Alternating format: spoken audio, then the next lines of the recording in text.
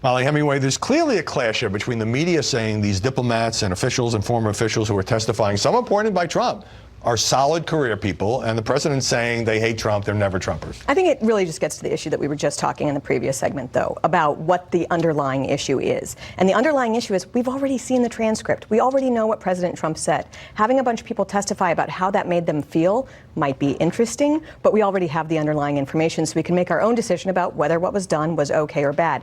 The fact is that a lot of these people, whether or not they were appointed, because this administration has done a very bad job with picking people to fill slots, how they feel about him is relevant also, and that's coming out too. Well, Philippe, you can address whether it's just about how they feel, but also are the media building these people up? I mean, who would have heard of Gordon Sondland or Taylor or Vindman before as heroes? And is it possible that some of them just don't like President Trump or his foreign policy on Ukraine?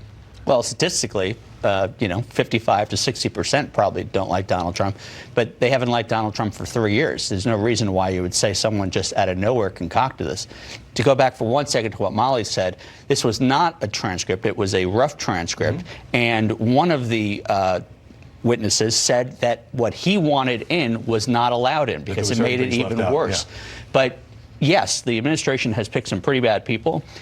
Ambassador Sondland raised hundreds of thousands of dollars for Donald Trump in 2016. This is not, no matter what he says, I've never met the guy, there's no to it. And his testimony was very helpful to President Trump as well. Not so much. Well, perhaps until he revised his testimony to talk about what he told the Ukrainians. Yeah. But look, the Washington Post reported this week, I alluded to this earlier, that the president had asked William Barr to hold a press conference clearing him on the phone call and that the attorney general declined. The president said the Amazon Washington Post, as he calls Jeff Bezos' paper, is garbage and degenerate, and the sources are made up. Marty Barron, the executive editor, said this was a repugnant attempt to intimidate and harass his staff.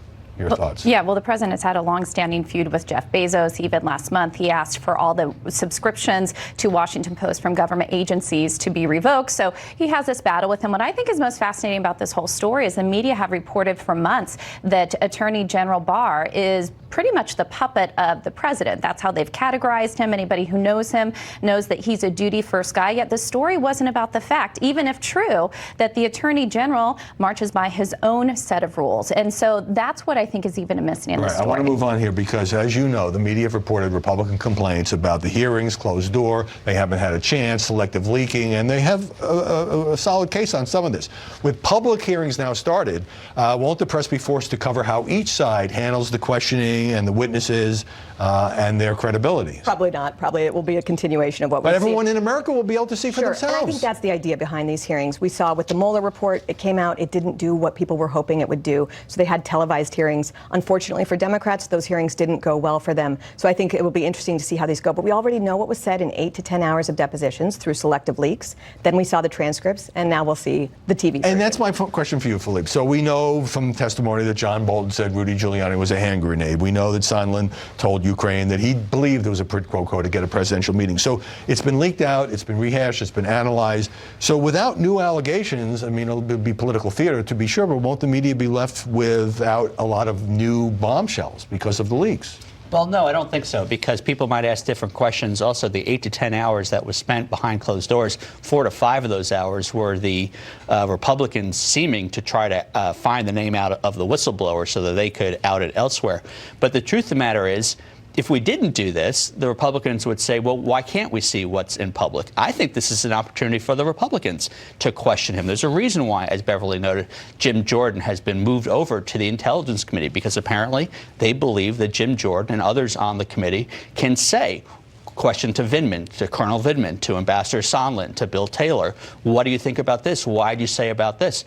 I would think the Republicans would absolutely welcome this. I think this is good for the Republicans. This whole week is going to be about public perception. That the House is going to be careful what you ask for. Maybe it will be good for the American people to finally see and hear from and make their own judgments about people's credibility. What about the president saying, I'm asked this to Stephanie Grisham at the top of the program, the crooked media have launched the impeachment witch hunt, which he calls deranged, delusional, and destructive.